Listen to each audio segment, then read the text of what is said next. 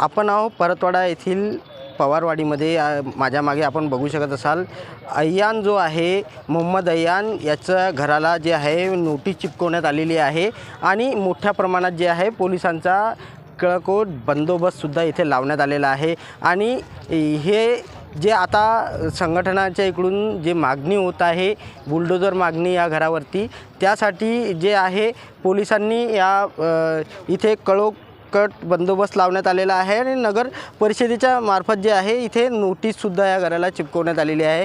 परंतु दुसरीकडे पाहिलं तर यांचे हे जे घरातील जे लोक आहेत जे राहते ते कुठंच दिसून पडत नाही आहे आणि ह्या घराला जे आहे कुलूप लागल्याचे जे आहे हे दिसून पडत आहे। ह्या घराला चक्क 3 ते 4 दिवसापासून जे आहे कुलूप लागल्याचं सांगितलं जात आहे सूत्रांकडनं।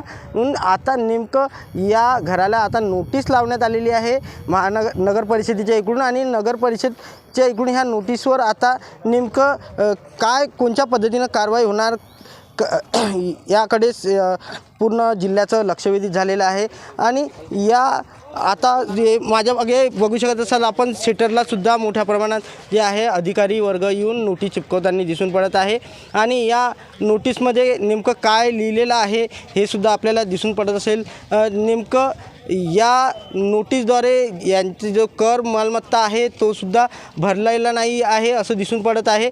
तर यामुळे आता नेमकी कशा पद्धतीनं नगर परिषद कारवाई करणार याकडे सुद्धा लक्ष वेधित होत आहे। नेमकं पाहिलं तर हे जे बुलडोजर कारवाई मागितलं जात आहे हे बुलडोजर कारवाई केव्हा होणार की नाही होणार, हे घराला बुलडोजरने पाडण्यात येणार आहे की नाही पाडण्यात येणार आहे याकडे सुद्धा लक्ष वेधित झालेलं आहे। अनिरुद्ध उगले, एलेक्स मराठी, अमरावती।